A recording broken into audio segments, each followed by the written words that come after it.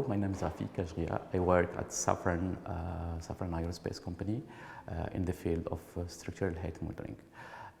Within Morpho, SAFRAN is mainly involved with the partners in developing new technological bricks from manufacturing to the end of life. So the idea is that we try to integrate sensing technology during the manufacturing of 3D woven composite so that we will enhance our knowledge on the RTM process in one hand. On the other hand, we would like to use such sensing technology for operation so that we will enhance our maintenance strategy.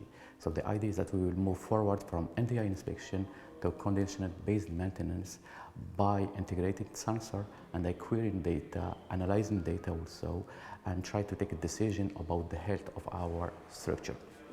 On the other hand, let's say the idea is that once the target structure has reached the end of life, the idea is that we will recycle this structure so that we will inject it to the circular economy. So we will reuse the structure for the manufacturing and so on.